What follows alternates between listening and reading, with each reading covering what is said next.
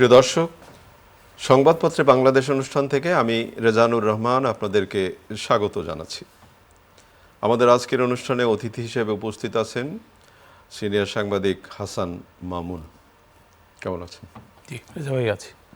পত্রপত্রিকায় প্রকাশিত কয়েকটা শিরোনাম পড়ে শোনাই আপনাকে, তারপর আলোচনায় যেতে চাই। দৈনিক প্রথম আলো, স্বস্তিতে শুরু ঈদযাত্রা, বাস ট্রেনে বাড়তি চাপ, সরকারের এক মাসের বিশ্লেষণ। দৈনিক যুগান্তর, সড়কে চাপ বাড়লেও স্বস্তি, মুসলিম বিশ্বকে এক কাতারে চায় ইরান। দৈনিক সমকাল, পাল্টাপাল্টি হামলা অব্যাহত, শীর্ষ নেতারা নিশানা, ইরানে হামলা, মধ্যপ্রাচ্য সংকটে আমদানি নির্ভর সারে নতুন চাপ। দৈনিক ইত্তেফাক, যুদ্ধবিরতির প্রস্তাব প্রত্যাখ্যান ইরানের, লারিজানিকে হত্যার দাবি ইসরায়েলের, প্রধানমন্ত্রীর ২৮ দিনের ২৮ পদক্ষেপ। বাংলাদেশ প্রতিদিন, শিক্ষায় বাড়বে বাণিজ্য, লটারি প্রথা বাতিল হওয়ায় ভর্তিতে অবৈধ লেনদেন ও কোচিং ব্যবসা হবে রমরমা। মানবজমিনের শিরোনাম, মার্কিন শীর্ষ কর্মকর্তার পদত্যাগ, ৪ প্রতিশ্রুতি বাস্তবায়নের সূচনা প্রধানমন্ত্রীর। দৈনিক খবরের কাগজ, ঈদে ফেরা হলো না রোহিঙ্গাদের, ইরানের নিরাপত্তা প্রধানকে হত্যা। আমার দেশ, সরকারের ৩০ দিনের পোস্টমর্টেম। আমাদের সময়, যুদ্ধবিরতির মার্কিন প্রস্তাব তেহরানের প্রত্যাখ্যান। আজকের পত্রিকা, যুদ্ধবন্ধে ইউরোপের চাপ, মহাসড়কে দিনে স্বস্তির যাত্রা, রাতে যানবাহনের চাপ। সকালের সময়, ডিজেল সংকটে ঈদযাত্রায় ভোগান্তি। দেশ রূপান্তর, স্থানীয় নির্বাচনে বিএনপি তাড়াহুড়ো করবে না। কালবেলার শিরোনাম, নগর ছাড়িয়ে অপরাধের আঁচ এবার গ্রামগঞ্জেও। যায় দিন, যুদ্ধবিরতির প্রস্তাব প্রত্যাখ্যান ইরানের, পহেলা বৈশাখে এই কৃষক কার্ড। দৈনিক সংগ্রাম, সংসদে আলোচনা করে জনরায় পরিবর্তন করা যায় না। দৈনিক করতোয়া, ঘরমুখো মানুষের স্রোত। দৈনিক ইনকলাব, আনন্দে রাজধানী ছাড়ছে মানুষ, ধর্ষণ রোধে সব মন্ত্রণালয় সংস্থাকে নিয়ে সমন্বিত অ্যাকশনে যাচ্ছে সরকার। আপনি শিরোনাম শুনলেন। আজকে একটি খবর খুব গুরুত্বপূর্ণ, সরকারের ১ মাস হয়ে গেল এবং সরকারের ১ মাসের সেই বিশ্লেষণও রয়ে গেছে। যেমন ইফতেখারুজ্জামান বলেছেন, সরকারের কার্যক্রম আশা জায়গায় নিয়ে কিছু ক্ষেত্রে উদ্বেগজনক। একে আজাদ বলেছেন, শুরুটা মন্দ নয়, তবে সরকারি খাতে অপচয় রোধ করতে হবে। ফাহমিদা খাতুন বলেছেন, সরকারকে দ্বিমুখী কৌশল নিয়ে এগোতে হবে এবং ২৮ দিনে ২৮ পদক্ষেপের কথা আমরা শুনতে পেলাম। কি বলবেন? জি, রেজা ভাই, একটা নতুন সরকার দায়িত্ব নিয়েছে নির্বাচনের মাধ্যমে। এটা হচ্ছে একটা বড় অগ্রগতি। এটা হচ্ছে প্রথম কথা। আমরা তো নির্বাচনটাকেই মাঝে অনিশ্চিত দেখতে পেয়েছিলাম, হবে কি হবে না, তাই না? এবং এটাকে সংস্কারের সঙ্গে সম্পর্কিত করা হয়েছিল। সেই সংস্কারও কিন্তু ঝুলে গেছে, সেই রাষ্ট্র সংস্কার ঝুলে গেছে। আজকে সমকালে এই বিষয়ে আমি একটু লিখেছি। মানে এটাই প্রেডিক্টেবল, মানে প্রত্যাশিত ছিল। প্রত্যাশিত মানে আর কোট আনকোট, এটা ভালো না, কিন্তু যেহেতু মতপার্থক্য ছিল মাঠের রাজনৈতিক দলগুলোর মধ্যে, সেজন্য এটা ঝুলে যাওয়াই স্বাভাবিক। এখন এই সংকটটা মানে উত্তরণ করতে হবে সংকট থেকে। তো সেখানে সরকারি দলের দায়িত্ব আছে এবং পার্লামেন্টই এটা হতে হবে। রাজপথে এর নিষ্পত্তি মানে এটা টু আর্লি। যদি কেউ বলে, যদি কেউ বলে যে রাজপথের ঘোষণা, এটা এক ধরনের হঠকারিতা আর কি। এগুলো ব্যর্থ হবে। এত তাড়াতাড়ি রাজপথে এইরকম একটা নির্বাচন এবং এইভাবে ক্ষমতায় আসার পরে একটা সরকার 2/3 আসন নিয়ে এবং 50% বেশি ভোট নিয়ে তার বিরুদ্ধে রাজপথে নামার ঘোষণা, এগুলো ছেলে মানুষই। এগুলো জামায়াত এবং এনসিপি নানান রকম হঠকারিতা করেছে। তাদের কোনো হঠকারিতা যাওয়া উচিত হবে না। তাদের উচিত হবে পার্লামেন্টটাকে কার্যকর করা, কার্যকর করতে ভূমিকা রাখা। যাদের উদ্দেশ্যে বললেন তারা কি আদৌ বুঝতে পারেন না? তাদেরকে উপলব্ধিতে পৌঁছাতে হবে এবং আমার মনে হয় যে তাদের মধ্যে উপলব্ধি কিছুটা আছে। তারা মুখে যাই বলুক, তারা কিন্তু বলছে যে পার্লামেন্টে, এবং পার্লামেন্টে তাদের ভূমিকা আমরা দেখছিও। তারা বক্তব্য রাখছে, তারা বয়কট করতে পারে, এগুলো তো পার্লামেন্টের রীতির মধ্যে আছে। কিন্তু মানে ওই যে জাতীয় সঙ্গীতকে সম্মান করা, এই জায়গাটা তাদের থাকতে হবে, মনের মধ্যে যাই থাক, তাই না? এবং এই সরকারকে ভালো কাজে সহায়তা করতে হবে এবং যেসব কাজ নিন্দনীয় সেগুলো সমালোচনা না, করতে আপনি হবে। ভালো কাজের কথা বললেন। মাননীয় প্রধানমন্ত্রী সেই শুরু থেকেই ওই যে একটা কথা বলছিলেন যে উনি যে নির্বাচনে হাতের কালির দাগ না শুকানোর আগেই আমরা প্রতিশ্রুতি অনুযায়ী কাজ হ্যাঁ, করার একটা চেষ্টা বড় করছি, কর্মসূচি উনি শুরু করে এবং দিয়েছেন। সেই জায়গাগুলোতে আমার মনে হয় যে সরকারকে একেবারেই এই 1 মাসের যে অগ্রগতি তাতে তো তাকে একটু সময়ও দেওয়া খুব জরুরি জি, তারা দরকার। তো 3টা-4টা জি, বড় কর্মসূচিতে জি, হাত দিয়ে জি, ফেলেছেন এর জি, মধ্যে, তাই না? ফ্যামিলি কার্ড, কৃষক কার্ডেও হাত দেবেন জি, জি, জি। এই পয়লা পয়লা বৈশাখ বৈশাখে। থেকে একটা ভালো দিন ধার্য এবার করা হয়েছে। আরেকটা ব্যাপার যেটা হয় যে এইবারে অন্ততপক্ষে প্রতিবারই যেটা আপনার আমার সাংবাদিকতা জীবনের সবচেয়ে গুরুত্বপূর্ণ জায়গা, যে কিছু ঈদ, বন্যা, খরা আসলে একই রকম শিরোনামের ওপর, ঈদ যাত্রায় ভোগান্তি, অমুক তমুক, কিন্তু এবার একটু নির্বিঘ্ন, সবাই ঘরে ফিরছে, একসাথে চাপ বাড়ে সেটা ঠিক, কিন্তু সেইভাবে না, এবার একটা স্বস্তির জায়গা তৈরি হলো, কি মনে হয়? জি, এখন পর্যন্ত যেসব খবর পাওয়া যাচ্ছে তাতে মনে হচ্ছে যে স্বস্তিপূর্ণই হচ্ছে যাত্রাটা। এর একটা বড় কারণ হলো যে আগেভাগে কিন্তু এই জ্বালানি ছুটিটা। সংকটের কারণে মানে শিক্ষা প্রতিষ্ঠানে ছুটি দেওয়া হয়েছে, তাদের অনেকেই বাড়ি চলে গেছে। তো আর হলো যে লম্বা ছুটি পড়াতে মানুষ ধাপে ধাপে যাচ্ছে, অনেকেই তাদের ফ্যামিলি মেম্বারদের আগে পাঠিয়ে দিয়েছে, যারা একটু জয়ীফ দুর্বল তাদেরকে, নিজে হয়তো একটু কষ্ট করে পড়ে যাবে আর কি। গার্মেন্টস কারখানাগুলোতে ছুটি ধাপে ধাপে হচ্ছে, হলে তারাও যাবে, তখন চাপটা পড়বে। আসলে আমাদের তো যোগাযোগ অবকাঠামো খুবই সীমাবদ্ধ, আমাদের রাস্তাঘাট সীমিত, প্লাস হচ্ছে আমাদের মানে যাত্রী এবং পণ্যবাহী যানবাহনের আর পরিমাণও একবারে অনেক নির্দিষ্ট। চাপ বাড়ে, তো একবারে হ্যাঁ, জি। অনেকগুলো মানুষ তো একবারে যদি ডিমান্ড অনেক বেড়ে জি, জি। যায়, যে কারণে রোজায় কিছু জিনিসের দাম বাড়ে একই রকম, তো মানে যে বেগুন এবং ইত্যাদি, তো মানে বাসের উপর, ট্রেনের উপর এবং লঞ্চের উপর এই যে প্রেশারটা বাড়ে, এটা মানে খুব স্বাভাবিক। এটা হঠাৎ করে তো আমরা হ্যাঁ, মানে আমাদের সক্ষমতা বাড়াতে পারবো তবুও না। এবার স্বস্তির জায়গা। তবু হ্যাঁ, এখানে ডিসিপ্লিনটা দরকার। তারপর হচ্ছে যে উদ্যোগ দরকার সরকারের দিক থেকে, যাতে বিশৃঙ্খলা না হয়। আচ্ছা মামুন, একটা ব্যাপার আপনি নিশ্চয়ই খেয়াল করছেন যে বাচ্চাদের ভর্তি পরীক্ষা নিয়ে এখন বেশ জোরালো আলোচনা চলছে।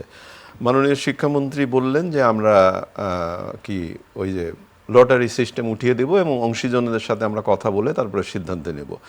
পরের দিনই তিনি সিদ্ধান্ত প্রকাশ করলেন। তাহলে আমার প্রশ্ন হলো, অংশীজনের সাথে উনি কখন কথা বললেন? কথা বললেন। আরেকটা ব্যাপার যেটা হয় যে ভর্তি পরীক্ষার ক্ষেত্রে যে লড়াইটা শুরু হয় বাবা মা থেকে শুরু করে কোমলমতি বাচ্চাদের, সে ব্যাপারে অনেকে আজকে প্রশ্ন তুলেছেন যে আমার কৃষকের ছেলেটি কি ভিকারুন্নেসা বা অন্যান্য ছেলেটি বা মেয়েটি সে ভর্তি হতে পারবে কিনা, লটারি হলে অন্ততপক্ষে তার একটা ওই ভাগ্যটা খুলে যায়। তো এখন কোচিং বাণিজ্য বাড়বে এই কথাটা বলা হচ্ছে, কোচিং এর ব্যাপারে কিন্তু আমাদের অনেক অনিয়মের কথাও শোনা যায়। তো কি ঘটলো? মানে কোচিং তো কিছু থাকতে পারে, আমাদের সময়ও ছিল, স্কুলে স্কুল ছুটি হয়ে যাওয়ার পরে টিচাররা নিজেরাই করতেন একই ইনফ্রাস্ট্রাকচারের মধ্যে, কিন্তু পরে কোচিং বাণিজ্য মানে গ্রো করেছে। কোচিং সেন্টার কেন্দ্রিক নানা রকম তৎপরতা, অনিয়ম যেগুলো আপনি বলছিলেন, তো এর কোনো সুফল নাই একেবারে তা বলা যাবে না, কিন্তু এর পেছনে খরচ বাড়ে, অস্থিরতা বাড়ে গার্ডিয়ানদের, এবং বিশেষ করে শিশু বয়সে মানসিক চাপটা, হ্যাঁ, এই যে পরীক্ষায় ঠেলে দেওয়া, ভর্তি একটা আনন্দময় ব্যাপার, জি, এই আনন্দটা কেড়ে নেওয়া বোধহয় ঠিক না। এটা এবং আমাদের বাবা মাদের মধ্যেও একটা প্রবণতা আছে, তুই পারবি না কেন, তোকে পারতেই না হবে, পারলে তাকে তিরস্কার করা এবং অন্যের সাথে তুলনা করে, অমুকে পারলো তুমি পারলা না কেন। বাচ্চা কিন্তু অন্যের সাথে তুলনা করলে তার মন খারাপ হয়, সে ছোট হয়ে যায় মানসিকভাবে। এবং ওই যে একজন শিক্ষাবিদ বলেছেন যে তার গায়ে ট্যাগ লাগিয়ে দেওয়া হয় যে তুমি পারলে না, হ্যাঁ ও পারলো তুমি পারলে না। এই যে মানে এমনিতে তো শিশুদের মধ্যে সামাজিক কারণে বিভাজন আছে, বৈষম্য আছে, তো আমরা যেন নতুন বৈষম্য তৈরি না করি। মুসলিম বিশ্বকে এক কাতারে হবার জন্য ইরান আহ্বান জানিয়েছে এবং মার্কিন শীর্ষ কর্মকর্তার পদত্যাগ, এবং একই সাথে লারিজানিকে হত্যার দাবি ইসরায়েলের। তো সবকিছু মিলিয়ে মুসলিম বিশ্বকে এক হওয়ার কোনো মুসলিম বিশ্ব তো আরো বিভক্ত হচ্ছে দলে দলে। জি, ইরান যুদ্ধকে ঘিরে আমরা তো দেখতে পাচ্ছি এটা। ইরানের শত্রু কিন্তু শুধু আমেরিকা না, বা আমেরিকার শত্রু শুধু ইরান না, বা ইসরায়েলের শত্রু শুধু ইরান না, সৌদি আরবের শত্রুও নাকি ইরান। এবং ওই যে গালফ যে 6টা দেশ আছে, কাতার, কুয়েত, ইউএই, তারপরে বাহরাইন ইত্যাদি, ইয়েমেন, ওমান, তো এই দেশগুলোতে আমেরিকান ঘাঁটি আছে, এবং তারা মনে করে যে আমেরিকা তাদের নিরাপত্তা দেবে। কিন্তু নিরাপত্তা তো নিশ্চিত হচ্ছে না, কারণ ইরান তো প্রতিশোধমূলক হামলা চালাচ্ছে এবং চালিয়ে যাবে, কারণ ইরানের উপর তো রীতিমতো যুদ্ধাপরাধ হচ্ছে। ইরানের আরেকজন বড় কর্মকর্তাকে, লারিজানি, আলী রেজা লারিজানি, উনি একজন স্কলার। নিরাপত্তা প্রধান। উনি শুধু নিরাপত্তা প্রধান না, উনি একজন স্কলার। এবং আরও কয়েকজন কর্মকর্তাকে হত্যা করা হয়েছে। আজকে সকালে নিশ্চিত হওয়া গেছে যে তারা হত্যাকাণ্ডের শিকার হয়েছেন। তো এতে করে যুদ্ধ আরও বাড়বে এবং ইরানকে আসলে কি বলা যায়, ইরান তার সমরাস্ত্র তৈরির কর্মকাণ্ড চালিয়ে যাচ্ছে এবং তারা কিন্তু এই ধরনের যুদ্ধের জন্য দীর্ঘদিন প্রস্তুতি নিয়েছে। ফলে তাদের উপর যে ক্যালকুলেশন থেকেই মানে আমেরিকা এবং ইসরায়েল যুদ্ধে যাক, তারা কিন্তু এটাকে দীর্ঘমেয়াদী করতে প্রস্তুত। ইরানের অবস্থানটা এখন এরকম যে আমরা মরেছি, তোমাদেরকে নিয়ে মরব, এই হচ্ছে অবস্থা। এবং ট্রাম্প সাহেব কিন্তু বিচলিত হয়ে পড়েছেন, তার কথাবার্তায় বোঝা যাচ্ছে। এক এক সময় এক এক কথা এক এক সময় এক এক কথা বলছেন, একই অনুষ্ঠানে উনি এক এক রকম কথা বলছেন। এবং তার যে একজন বড় কর্মকর্তা, সন্ত্রাসবাদ বিরোধী কেন্দ্রের প্রধান, এটা কিন্তু গুরুত্বপূর্ণ সিদ্ধান্ত। তার স্ট্যাটাসটা আমি পড়ছিলাম আসার পথে। তার মানে উনি যে পোস্ট দিয়েছেন, পোস্ট দিয়ে পদত্যাগ করেছেন, সেখানে উনি তীব্র ভাষায়, মানে নরম গরম সব ভাষায় উনি বলেছেন যে ট্রাম্প একটা ভুল পথে আছেন এবং আমেরিকানদের একটা পতন এবং বিশৃঙ্খলার দিকে উনি ঠেলে দিচ্ছেন। তার উচিত এটা রিভিউ করা, তার সিদ্ধান্ত। হাসান মামুন, জন্ম মৃত্যু সৃষ্টিকর্তার হাতে। জি রেজা ভাই। মানে আমি এখন যে প্রসঙ্গটি তুলব, আসলে আমাদের একজন কলিগ, জি, মানে শুধু কলিগ না, জি জি জি, আমাদের সাংস্কৃতিক অঙ্গনের একজন, শুধু অফিসে না, অফিসের বাইরে নানাভাবে সম্পর্কিত। মানে দেখেন, আগের দিনও অফিস করেছে এবং উনি রেডিও ভূমির স্টেশন ইনচার্জ এবং জাতীয় পুরস্কার প্রাপ্ত একজন অভিনেতা। মানে আমি যেটা বলছিলাম যে জন্ম মৃত্যু তো হতেই পারে, চ্যানেলের সঙ্গে যুক্ত ছিলেন, চ্যানেলের রেডিও ভূমিরই যে উনি স্টেশন ইনচার্জ। তার চেয়ে বড় ব্যাপার যে তিনি জাতীয় চলচ্চিত্র পুরস্কার পাওয়া একজন অভিনেতা এবং দেশের একজন শীর্ষ সারির অভিনেতা। মৃত্যু হতেই হয়, কিন্তু করুণ মৃত্যুটা এটা মনে হলো যে, আর এটা তো বয়স না, এটা তো বয়স কি বলবেন, 61 বছর বয়স মাত্র। আমার চেয়ে মাত্র 3 বছর বড় উনি বয়সে। আমার কিছু অভিজ্ঞতা তার সঙ্গে আছে কাজ করার।